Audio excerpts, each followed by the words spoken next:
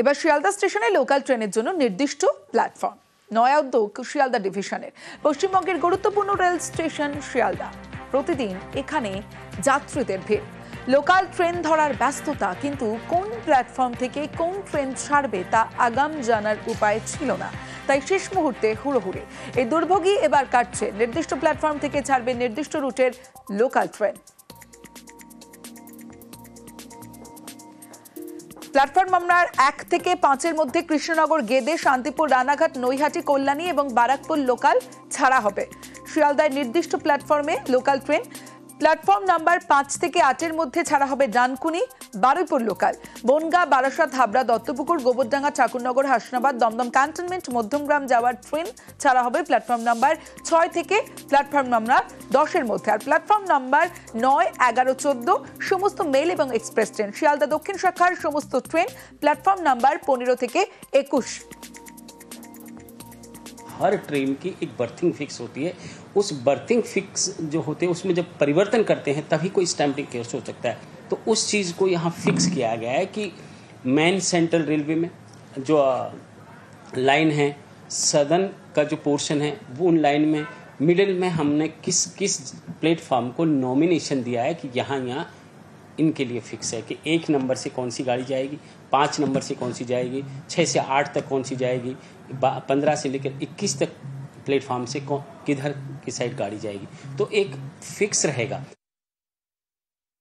প্রচণ্ড সুবিধা হবে, কারণ যখন আমরা ওদিক থেকে আসি মেইন এন্ট্রান্স থেকে, তখন আমাদের বোর্ডের সামনে দাঁড়াতে হয় যে কোন দিকে দেবে, এবং প্রচণ্ড ভিড় থাকে শিয়ালদা স্টেশনে। তো যাওয়ার সাথে প্রচণ্ড প্রবলেম হয়। যদি আমাদের একদম ঠিক হয়ে যায় যে আমাদের মেন লাইনের গাড়ি যেগুলো কৃষ্ণনগর বা গেদে, শান্তিপুর দিকে যায়, ওরা যদি 1 থেকে 5-এর মধ্যে ছাড়ে, তাহলে ওই প্যাসেঞ্জাররা আমরা একদিকে চলে আসতে পারবো। তাতে ভিড় যেমন বাইফার্কেট হবে, তখন তাড়াতাড়ি হবে, সুবিধা হবে।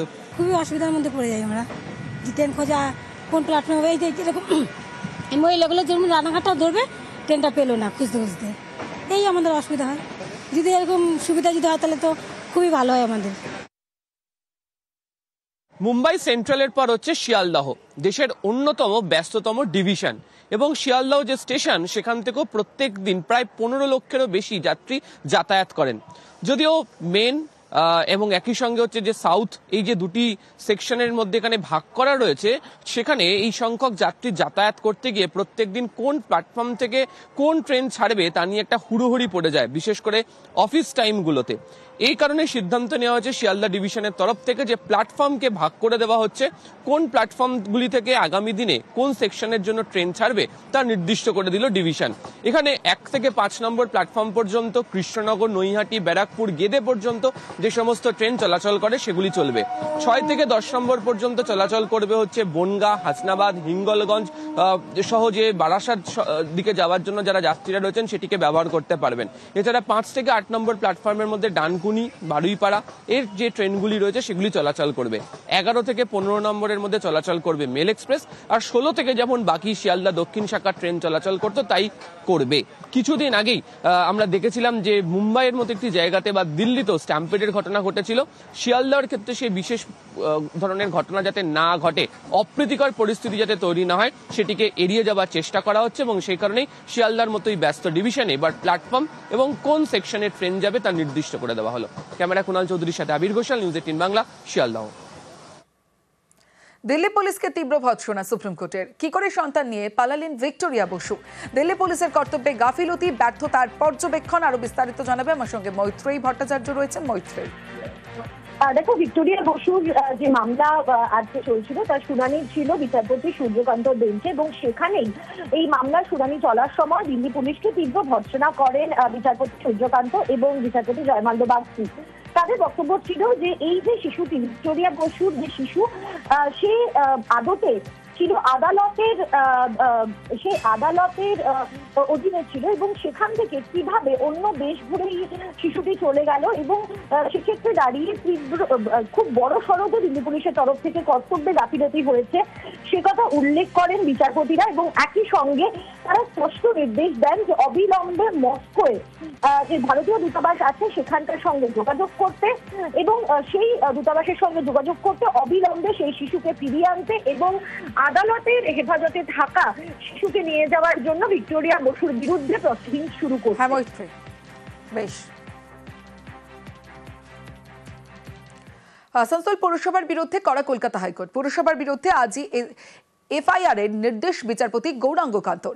অভিযোগ 20 লক্ষ টাকা নিয়ে একটি কারখানার বেআইনি নির্মাণ আর ভাঙেনি আসানসোল পৌরসভা। পরে তারা আরো 20 লক্ষ টাকা দাবি করে। এই অভিযোগে কলকাতা হাইকোর্টে মামলা করে কারখানা কর্তৃপক্ষ।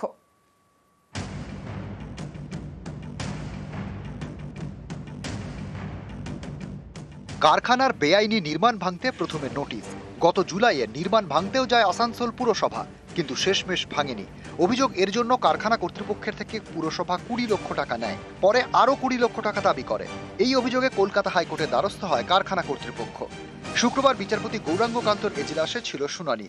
সেখানেই মামলাকারীর আইনজীবী হরেরাম সিং বলেন, আসানসোল পুরসভা বলে 20 লক্ষ টাকা দিলে বেআইনি নির্মাণ তারা ভাঙবে না। পুরসভা জেনারেল ফান্ডের নাম করে তারা টাকা চায়। প্রথম দফায় 20 লক্ষ টাকা দেওয়া হয়, পরে ফের 20 লক্ষ টাকা দাবি করে। এভাবেই বারবার টাকা চাইছে আসানসোল পুরসভা। তখন বিচারপতি গৌরাঙ্গ কান্ত বলেন, আসানসোল পুরসভা কিভাবে 20 লক্ষ টাকা নেয়? এদিনে আসানসোল পুরসভার বিরুদ্ধে এফআইআর করে আসুন, এদিনই এফআইআর করুন। সোমবার মামলা জরুরি শুনানি করবে আদালত। গত 1 বছর থেকে জামুরিয়া রানীগঞ্জ অঞ্চলে যত ইলিগাল ইন্ডাস্ট্রি ছিল সেই ইন্ডাস্ট্রিগুলোতে আমরা পরিদর্শনে গেছিলাম। ওদের পক্ষ আমাদের পক্ষ সব মিলেমিশে মাপাজোপা হয়েছিল এবং ওনারা বারবার টাইম চেয়েছেন কর্পোরেশনের কাছে, চিঠি দিয়ে যে আমাদেরকে টাইম দেওয়া হোক, আমরা আমাদের ফাইনটা আমরা করবো। তারাও আসেনি। তারপর আমরা ভাঙার জন্য অর্ডার দিয়েছিলাম, ভাঙতে যাওয়ার সময় সেদিনও চিঠি দিয়েছে, যেটা ফাইন আছে করে নেবো আমরা। তা এখনো পর্যন্ত তারা আসেনি আর আমরা হাইকোর্টে কোনো অর্ডার পাইনি। পশ্চিম বর্ধমানে আসানসোল পুর এলাকায় রানীগঞ্জ জামুরিয়া শিল্প তালুক, একের পর এক কারখানা। এরই মধ্যে অন্যতম স্পঞ্জ আয়রন কারখানা। বছর কয়েক আগে কারখানা সম্প্রসারণ করতে চেয়ে আসানসোল পুরসভায় আবেদন করে কর্তৃপক্ষ। তাদের দাবি, পুরসভা প্রথমে মৌখিক অনুমতি দিলেও পরে তারা বেঁকে বসে। এরই মধ্যে নির্মাণের কাজ অনেকটাই এগিয়ে যায়। এই বেআইনি নির্মাণ ভাঙতে নোটিশ ধরায় আসানসোল পুরসভা। 5 জুলাই সে নির্মাণ ভাঙতেও যায়। অভিযোগ, কারখানা কর্তৃপক্ষ 20 লক্ষ টাকা দেওয়ায় পুরসভা ওই বেআইনি নির্মাণ ভাঙেনি। কারখানা কর্তৃপক্ষের দাবি, পরে পুরসভা আরও টাকা দাবি করে। এ নিয়ে মামলা হয় কলকাতা হাইকোর্টে। সেই মামলার শুনানিতেই আসানসোল পুরসভার বিরুদ্ধে কড়া আদালত। নিউজ 18 বাংলা। এবার শিয়ালদা স্টেশনে লোকাল ট্রেনের জন্য নির্দিষ্ট প্ল্যাটফর্ম।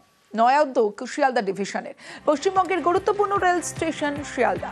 প্রতিদিন এখানে যাত্রীদের ভিড়, লোকাল ট্রেন ধরার ব্যস্ততা, কিন্তু কোন প্ল্যাটফর্ম থেকে কোন ট্রেন ছাড়বে তা আগাম জানার উপায় ছিল না। তাই শেষ মুহূর্তে হুড়োহুড়ি। এই দুর্ভোগই এবার কাটছে। নির্দিষ্ট প্ল্যাটফর্ম থেকে ছাড়বে নির্দিষ্ট রুটের লোকাল ট্রেন। প্ল্যাটফর্ম নাম্বার 1 থেকে 5-এর মধ্যে কৃষ্ণনগর, গেদে, শান্তিপুর, রানাঘাট, নৈহাটি, কল্যাণী এবং বারাকপুর লোকাল ছাড়া হবে। শিয়ালদায় নির্দিষ্ট প্ল্যাটফর্মে লোকাল ট্রেন। প্ল্যাটফর্ম নাম্বার 5 থেকে 8-এর মধ্যে ছাড়া হবে ডানকুনি, বারুইপুর লোকাল। বনগাঁ, বারাসাত, হাবড়া, দত্তপুকুর, গোবরডাঙ্গা, ঠাকুরনগর, হাসনাবাদ, দমদম ক্যান্টনমেন্ট, মধ্যমগ্রাম যাওয়ার ট্রেন ছাড়া হবে প্ল্যাটফর্ম নাম্বার 6 থেকে প্ল্যাটফর্ম নাম্বার 10-এর মধ্যে। আর প্ল্যাটফর্ম নাম্বার 9, 11, 14 সমস্ত মেল এবং এক্সপ্রেস ট্রেন। শিয়ালদা দক্ষিণ শাখার সমস্ত ট্রেন প্ল্যাটফর্ম নাম্বার 15 থেকে 21। हर ट्रेन की एक बर्थिंग फिक्स होती है। उस बर्थिंग फिक्स जो होते हैं उसमें जब परिवर्तन करते हैं तभी कोई स्टैम्पिंग केस हो सकता है। तो उस चीज़ को यहाँ फिक्स किया गया है कि मेन सेंट्रल रेलवे में जो लाइन है, सदर्न का जो पोर्शन है वो उन लाइन में, मिडिल में हमने किस किस प्लेटफॉर्म को नॉमिनेशन दिया है कि यहाँ इनके लिए फिक्स है कि 1 नंबर से कौन सी गाड़ी जाएगी, 5 नंबर से कौन सी जाएगी, 6 से 8 तक कौन सी जाएगी, 15 से लेकर 21 तक प्लेटफॉर्म से किधर की साइड गाड़ी जाएगी। तो एक फिक्स रहेगा। প্রচণ্ড সুবিধা হবে, কারণ যখন আমরা ওদিক থেকে আসি মেইন এন্ট্রান্স থেকে, তখন আমাদের বোর্ডের সামনে দাঁড়াতে হয় যে কোন দিকে দেবে, এবং প্রচণ্ড ভিড় থাকে শিয়ালদা স্টেশনে। তো যাওয়া আসাতে প্রচণ্ড প্রবলেম হয়। যদি আমাদের একদম ঠিক হয়ে যায় যে আমাদের মেন লাইনের গাড়ি যেগুলো কৃষ্ণনগর বা গেদে, শান্তিপুর দিকে যায়, ওটা যদি 1 থেকে 5-এর মধ্যে ছাড়ে, তাহলে ওই প্যাসেঞ্জাররা আমরা একদিকে চলে আসতে পারবো। তাতে ভিড় যেমন বাইফার্কেট হবে, তখন তাড়াতাড়ি হবে, সুবিধা হবে। খুবই অসুবিধার মধ্যে পড়ে যাই আমরা। যে ট্রেন খোঁজা কোন প্ল্যাটফর্ম হবে, এরকম এই মহিলাগুলো যেমন রানাঘাটটা ধরবে, ট্রেনটা পেলো না খুঁজতে খুঁজতে। এই আমাদের অসুবিধা হয়। যদি এরকম সুবিধা যদি হয় তাহলে তো খুবই ভালো হয় আমাদের। মুম্বাই সেন্ট্রালের পর হচ্ছে শিয়ালদাহ, দেশের অন্যতম ব্যস্ততম ডিভিশন। এবং শিয়ালদাহ যে স্টেশন, সেখান থেকেও প্রত্যেক দিন প্রায় 15 লক্ষেরও বেশি যাত্রী যাতায়াত করেন। যদিও মেন এবং একই সঙ্গে হচ্ছে যে সাউথ, এই যে দুটি সেকশনের মধ্যে এখানে ভাগ করা রয়েছে, সেখানে এই সংখ্যক যাত্রী যাতায়াত করতে গিয়ে প্রত্যেক দিন কোন প্ল্যাটফর্ম থেকে কোন ট্রেন ছাড়বে তা নিয়ে একটা হুড়োহুড়ি পড়ে যায়, বিশেষ করে অফিস টাইমগুলোতে। এই কারণে সিদ্ধান্ত নেওয়া হয়েছে শিয়ালদা ডিভিশনের তরফ থেকে যে প্ল্যাটফর্মকে ভাগ করে দেওয়া হচ্ছে, কোন প্ল্যাটফর্মগুলি থেকে আগামী দিনে কোন সেকশনের জন্য ট্রেন ছাড়বে তা নির্দিষ্ট করে দিল ডিভিশন।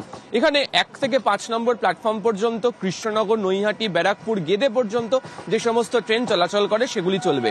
6 থেকে 10 নম্বর পর্যন্ত চলাচল করবে হচ্ছে বনগা, হাসনাবাদ, হিঙ্গলগঞ্জ সহ যে বারাসাত দিকে যাওয়ার জন্য যারা যাত্রীরা রয়েছেন সেটিকে ব্যবহার করতে পারবেন।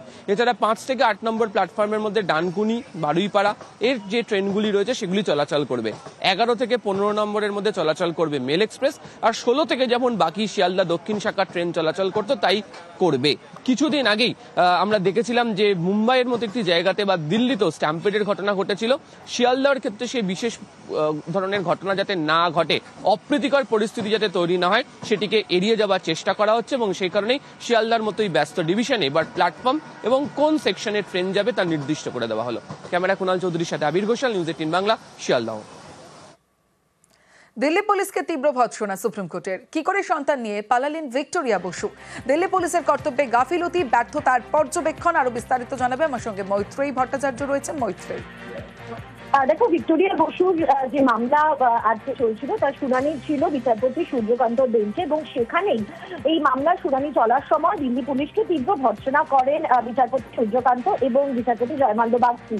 তাদের বক্তব্য ছিল যে এই যে শিশুটি, ভিক্টোরিয়া বসুর যে শিশু, সে আদতে ছিল আদালতের অধীনে ছিল, এবং সেখান থেকে কিভাবে অন্য দেশ ঘুরেই শিশুটি চলে গেল, এবং সেক্ষেত্রে দাঁড়িয়ে খুব বড় সড়কে দিল্লি পুলিশের তরফ থেকে কর্তব্যে গাফিলতি হয়েছে সে কথা উল্লেখ করেন বিচারপতিরা। এবং একই সঙ্গে তারা স্পষ্ট নির্দেশ দেন যে অবিলম্বে মস্কোয় যে ভারতীয় দূতাবাস আছে সেখানকার সঙ্গে যোগাযোগ করতে, এবং সেই দূতাবাসের সঙ্গে যোগাযোগ করতে অবিলম্বে সেই শিশুকে ফিরিয়ে আনতে, এবং আদালতের হেফাজতে থাকা শিশুকে নিয়ে যাওয়ার জন্য ভিক্টোরিয়া বসুর বিরুদ্ধে প্রসিডিং শুরু করছে। হ্যাঁ মৈত্রেয়ী, বেশ। আসানসোল পৌরসভার বিরুদ্ধে কড়া কলকাতা হাইকোর্ট। পৌরসভার বিরুদ্ধে আজই এফআইআর এর নির্দেশ বিচারপতি গৌরাঙ্গ কান্তর। অভিযোগ 20 লক্ষ টাকা নিয়ে একটি কারখানার বেআইনি নির্মাণ আর ভাঙেনি আসানসোল পৌরসভা। পরে তারা আরো 20 লক্ষ টাকা দাবি করে। এই অভিযোগে কলকাতা হাইকোর্টে মামলা করে কারখানা কর্তৃপক্ষ।